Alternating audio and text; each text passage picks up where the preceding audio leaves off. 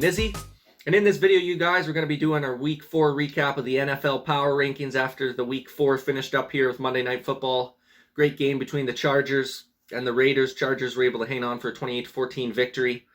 So we'll go ahead and get right into it, you guys, right quick before we get started. If you can go ahead and like this video if you like sporting content like this. Go ahead and subscribe to the channel if you're looking for more sporting content like this in the near future. We're getting a lot of support on the channel lately, you guys, and I greatly appreciate it. We're going to keep coming out with as many videos as possible for you guys. But without further ado, let's go ahead and start breaking down the NFL Power Rankings. After Week 4 just finished up there, you guys. We'll start off in the number 10 slot here. We'll work our way down to number 1. And then coming in at number 10, we got the Cleveland Browns, finishing up with a 3-1 record through 4 weeks here.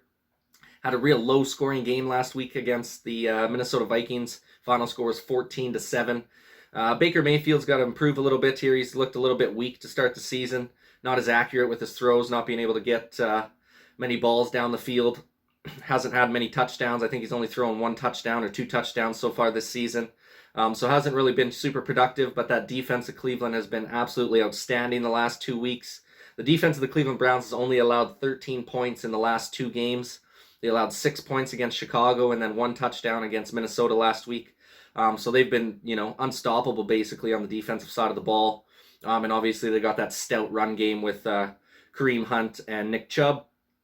So they've basically been carrying the team. Baker's got to step it up if they want to be a true contender for the championship this year, because he has not been good enough of a quarterback to lead them on a championship run. So he's going to need some improvement here in the weeks to come.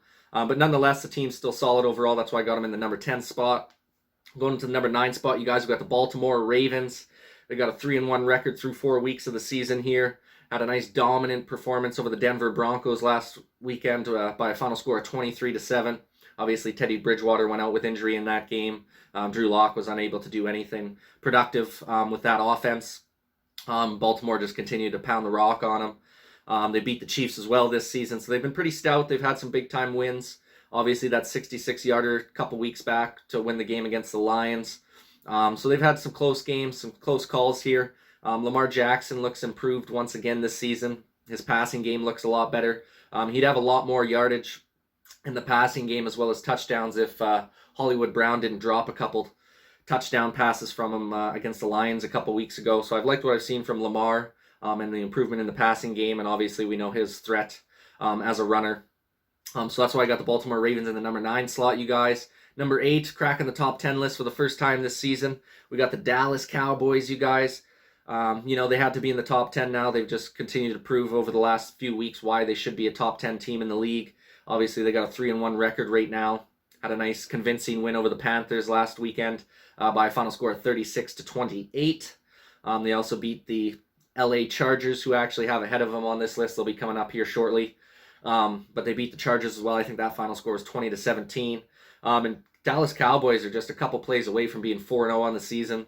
They were oh so close to being able to take down the championship Tampa Bay Buccaneers. They fell short by 1 point there against Tom Brady and that Buccaneers team. Otherwise, they would be 4-0 on their season right now. That run game looks completely refreshed and renewed. Zeke looks like he's in the best shape that he's been in years. Tony Pollard's looking like a nice number 2 option at the running back there. And obviously having a healthy offensive line makes a big difference for the Dallas Cowboys, as that's one of their bigger strengths is that O-line. And you could tell it's been working well for them with that run game. That run game has been absolutely dominant for them. Dak Prescott, coming back off of his nasty injury last season, has been looking like an MVP caliber quarterback. Just playing outstanding, being the exact leader that Dallas Cowboys team needs.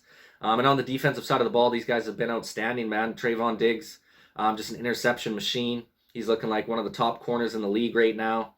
And then obviously you got a guy like Micah Parsons coming in as a rookie who's really added, just a lot of juice to that middle linebacker room.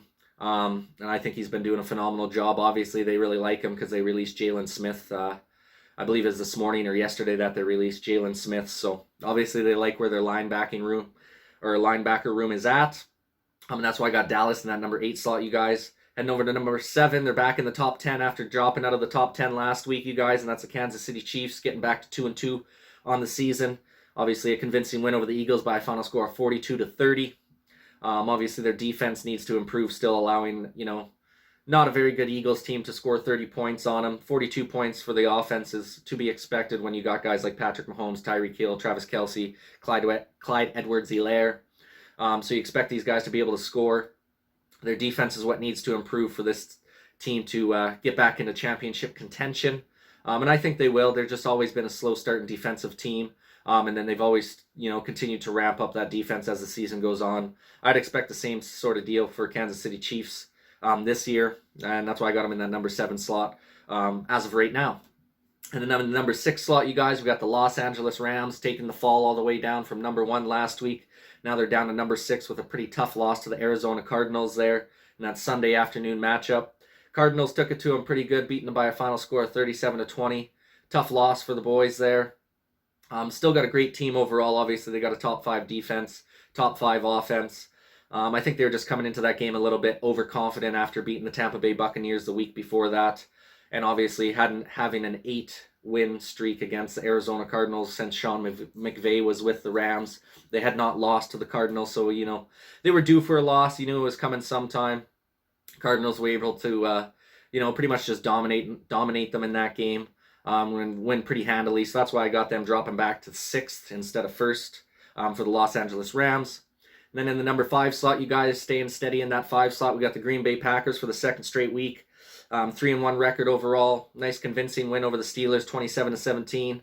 I think the most impressive thing for the Packers so far, you guys, is how we've been able to perform still with the amount of injuries we've been dealing with. Obviously, we got our 2 top offensive linemen out, and David Bakhtiari and Elton Jenkins.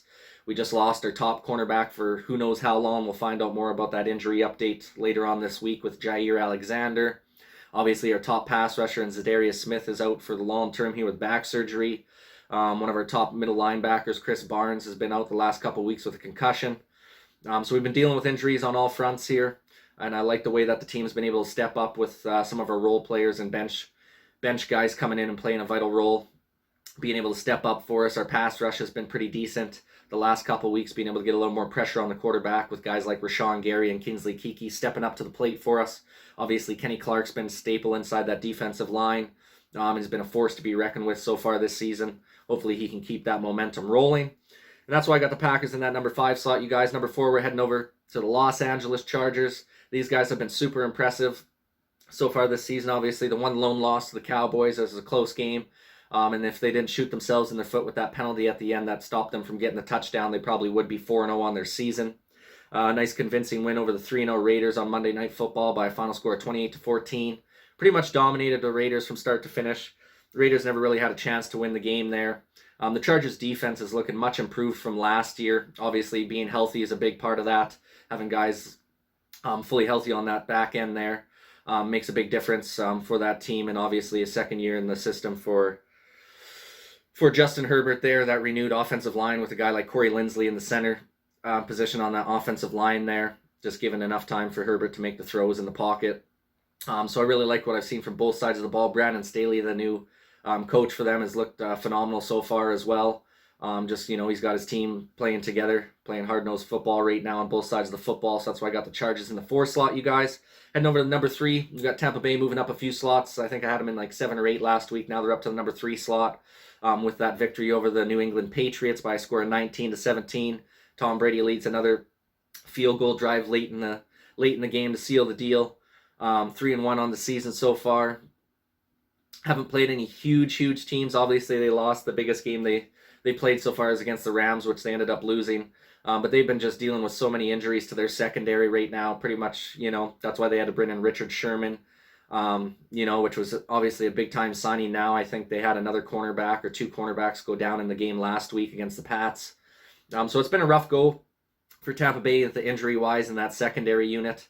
So hopefully they can get healthy there. But they still got a great offensive unit there with Tom Brady leading the way. And they got one of the better offensive lines in the league, so expect them to continue on strong here in the weeks to come. That's why I got them in the number 3 slot, you guys. And then over in the number 2 slot, we got the Buffalo Bills, 3-1 on the season. I mean, they're looking like a completely different team since that week 1 loss to the Pittsburgh Steelers. I mean, 2 shutouts since that week 1 loss, and a 40-0 shutout over the Texans last week. And then a few weeks ago, they had a 35-0 shutout over the Miami Dolphins.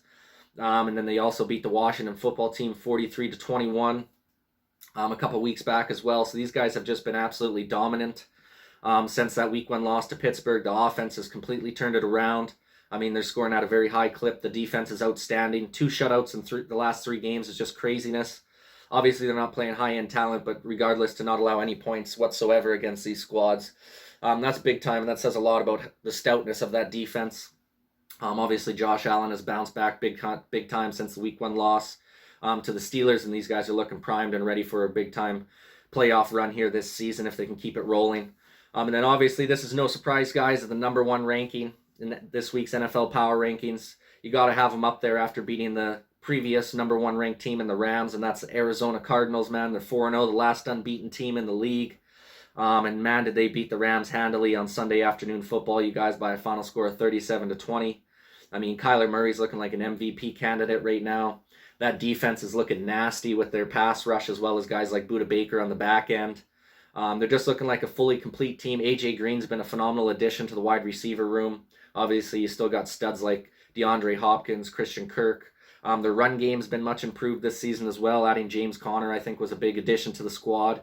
Just, a heart and soul guy who can pound the rock real well.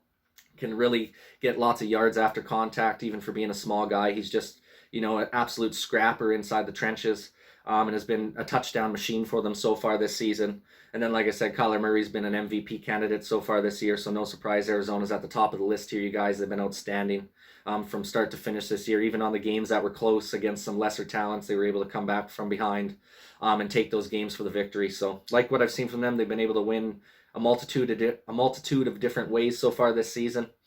And yeah, that's the NFL Power Rankings after Week 4, you guys. We'll have to see what Week 5 has in store for us. Should be another good, exciting week of NFL football. Would love to get your guys' opinion in the comment section down below. Who do you guys have in your top 10 in the NFL Power Rankings heading into Week 5 here, you guys? Once again, I appreciate you taking the time to watch this video, and every video on my channel means a lot to me, man. You go ahead and like this video if you like sporting content like this. Subscribe to the channel if you're looking for more sporting content like this in the near future. Thanks for watching the video, you guys, and this is Nizzy with Nizzy Sports Chat.